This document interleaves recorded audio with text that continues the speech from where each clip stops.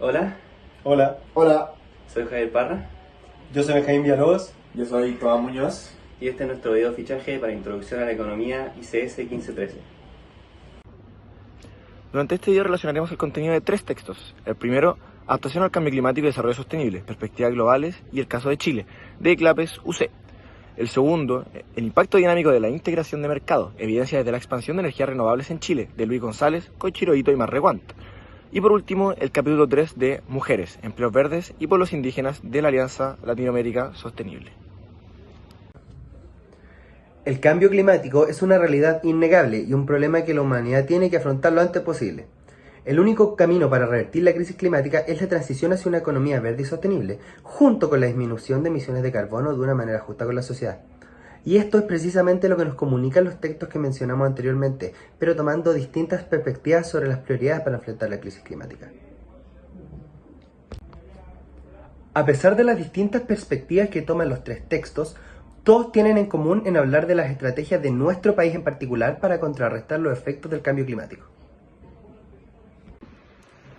El texto Adaptación al cambio climático y desarrollo sostenible, perspectivas globales y el caso de Chile nos habla de lo importante que es la adaptación al cambio climático, para lograr así un buen desarrollo sustentable y contrarrestar los efectos de la crisis climática, ya que los números no son nada alentadores.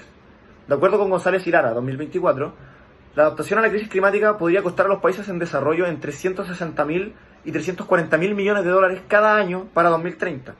Esto sin considerar que, si el cambio climático sigue acelerándose, la cifra aumentaría hasta 565.000 millones de dólares de aquí a 2050.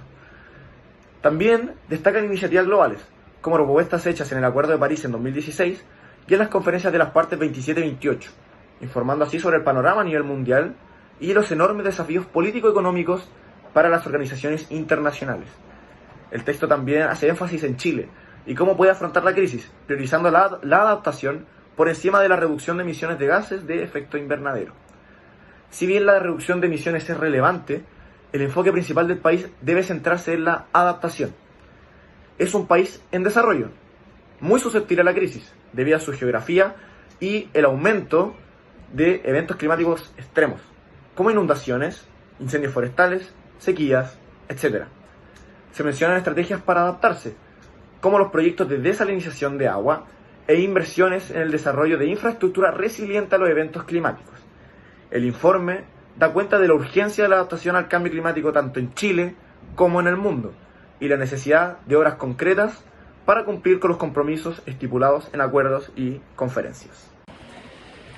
A diferencia del texto 2, el texto 1 se enfoca en la adaptación directa al cambio climático, destacando procesos como la desalinización del agua e inversiones en el desarrollo de infraestructuras resilientes a los eventos climáticos.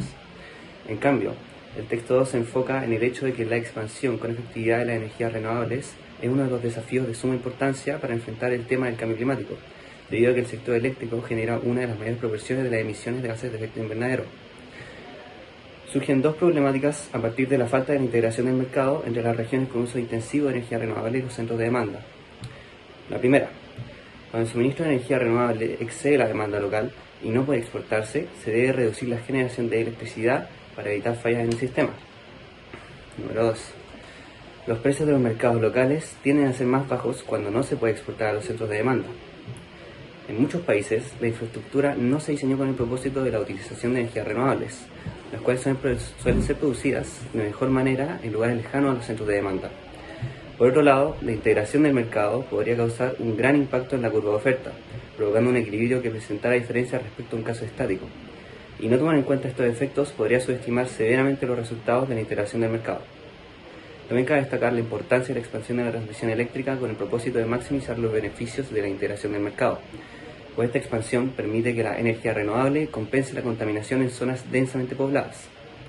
Empíricamente, la integración del mercado ha influido en la expansión de las energías renovables de varias formas, incluida la convergencia de precios entre regiones de alta producción de energía renovable y centros de demanda, el aumento de producción de energía renovable a través del reemplazo de producción por plantas de mayor costo, también incentivos para nuevas inversiones, lo cual viene de decisiones tomadas en base a la expectativa de la integración del mercado, y disminución de emisiones de carbono, entre otros.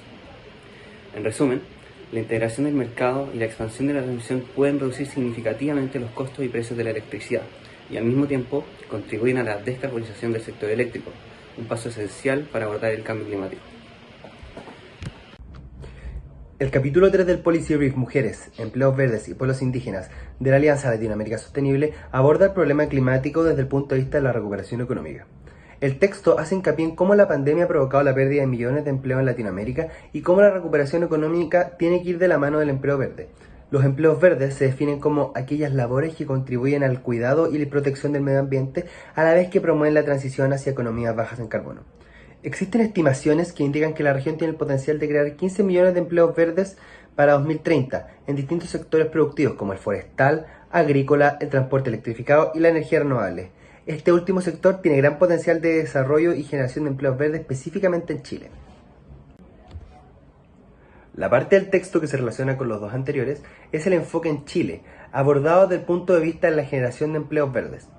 Nuestro país ha registrado un paulatino pero positivo avance en la creación de empleos verdes en el último tiempo.